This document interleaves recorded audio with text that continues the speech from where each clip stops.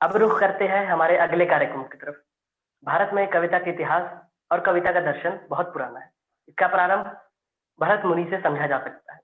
कविता का शाब्दिक अर्थ है काव्यात्मक रचना या कवि की कृति जो छंदों की श्रृंखलाओं में विधिवत बांधी जाती है। मैं अपने वर्ष की मेरी सहपाठी सुश्री नायिका नंदिनी को उनके वीर रस की कविता के साथ आमंत्रित करता हूँ। नमस्कार, मैं नायिका नंदिनी आज विद्यालय दिवस के अवसर पर दिनकर जी की एक प्रसिद्ध रचना के कुछ अंश का पाठ करने जा रही हूँ, जिसके बोल कुछ इस प्रकार है। वर्षों तक वन में घूम घूम बाधा विघ्नों को चूम चूम, सहधूप घाम पानी पत्थर पांडव आए कुछ और। सौभाग्य ना सब दिन सोता, मैत्री की राय बताने को, सबको सुमार्ग पर लाने, दुर्योधन को समझाने को, भीषण विध्वंस बचाने को, भगवान हस्तिनापुर आए पांडव का संदेशा। दो न्याय अगर तो आधा दो, पर इसमें भी यदि बाधा हो तो दे दो केवल 5 ग्राम, रखो अपनी धरती। हम वही खुशी से खाएंगे, परिजन पर असी ना उठाएंगे। दुर्योधन वह भी दे न सका, आशीष समाज की ले न सका। उल्टे हरि को बांधने चला, जो था असाध्य साधने चला। जब नाश मनुज पर छाता है, पहले विवेक मर जाता है। हरि ने भीषण हुंकार किया, अपना स्वरूप विस्तार किया। डगमग डगमग दिग्गज डोले, भगवान कुपित होकर बोले, जंजीर बढ़ाकर साध मुझे, हाँ हाँ दुर्योधन बांध मुझे। यह देख गगन मुझ में लय है, यह देख पवन मुझ में लय है। मुझ में विलीन झंकार सकल, मुझ में लय है संसार सकल। अमरत्व फूलता है मुझ में, संहार झूलता है मुझ में। उदयाचल मेरा दीप्त भाल, भूमंडल वक्षस्थल विशाल। भुज परिधि बंध को घेरे हैं, मैनाक मेरु पग मेरे हैं। दिपते जो गृह नक्षत्र निकर, सब है मेरे मुख के अंदर। दृग हो तो दृश्य कांड देख, मुझ में सारा ब्रह्मांड देख। चर अचर जीव जग छर नश्वर, मनुष्य सुर जाति अमर। शतकोटि सूर्य शतकोटि चंद्र, शतकोटि सरित सर सिंधु मंद्र। शतकोटि विष्णु ब्रह्मा महेश, शतकोटि जिष्णु जलपति गणेश। शतकोटि रुद्र शतकोटि काल, शतकोटि दंडधर कोलपाल। जंजीर बढ़ाकर साधे इन्हें, हाँ हाँ दुर्योधन बांध दे। भूलोक अतल पाताल देख, गत और अनागत काल देख। यह देख जगत का आदि सृजन, यह देख महाभारत कारण। मृतकों से पटी हुई भू है, पहचान कहाँ इसमें। अंबर में कुंतल जाल देख, पद के नीचे पाताल देख। मुट्ठी में तीनों काल देख, मेरा स्वरूप विकराल देख। सब जन्म मुझी से पाते हैं, फिर लौट मुझी में आते हैं। जिह्वा में कढ़ती ज्वाल सघन, सांसों में पाता जन्म पवन। पड़ जाती मेरी दृष्टि जिधर, हंसने लगती है सृष्टि उधर। मैं जब ही मूंदता हूँ लोचन, छा जाता चारों ओर। बांधने मुझे तू आया है, बांधने मुझे तू आया है। जंजीर बड़ी क्या लाया है। यदि मुझे बांधना चाहे मन, पहले तो बांध अनंत गगन। सोने को साध न सकता है, वह मुझे बांध कब सकता है। हित वचन नहीं तू माना, मैत्री का मूल्य न पहचाना। तो ले मैं भी अब जाता हूँ, अंतिम संकल्प सुनाता हूँ। याचना नहीं अब रण होगा, जीवन जय या कि मरण होगा। टकराएंगे नक्षत्र निकर, बरसेगी भू पर जिन्न प्रहण। फनशेष नाग का डोलेगा, विकराल काल मुख खोलेगा। दुर्योधन रण ऐसा होगा, फिर कभी नहीं जैसा होगा। भाई पर भाई टूटेंगे, विषबाण बंधु से छूटेंगे। व्यास श्रृगाल सुख लूटेंगे, सौभाग्य मनुष्य के फूटेंगे। आखिर तू भूषाई होगा, हिंसा का परदाई होगा। थी सभा संग सब लोग, चुप थे या थे बेहोश पड़े, केवल दो नर नाघाते थे, धृतराष्ट्र विदुर सुख पाते। कर जोड़ खड़े प्रमुदित निर्भय, दोनों पुकारते थे जय जय, दोनों पुकारते थे जय। धन्यवाद। बहुत ही उम्दा प्रस्तुति पंचम वर्ष की छात्रा सुश्री नायिका नंदिनी के द्वारा। गायन तथा वादन का लुत्फ आप उठा चुके हैं। अब मुलाहिजा फरमाया जाए नृत्य की ओर। नृत्य का इतिहास मानव इतिहास जितना ही पुराना है। इसका प्राचीनतम ग्रंथ भरत मुनि का नाट्य शास्त्र है, लेकिन इसका उल्लेख वेदों में भी मिलते हैं, जिससे पता चलता है कि प्रागैतिहासिक काल में नृत्य की खोज हो चुकी थी। ज्यादा समय न लेते हुए मैं नृत्य मंडली के श्रेया एवं उनकी टीम को आमंत्रित करता हूँ।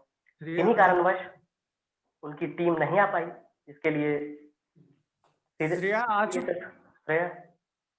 को आमंत्रित करता हूँ।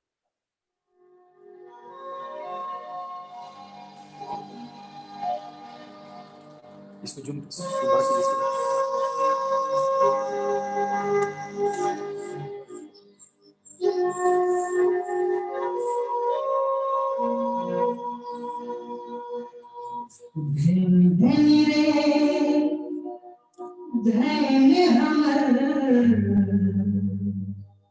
छोटा नागपुर, छोटा नागपुर है हीरा नागपुर।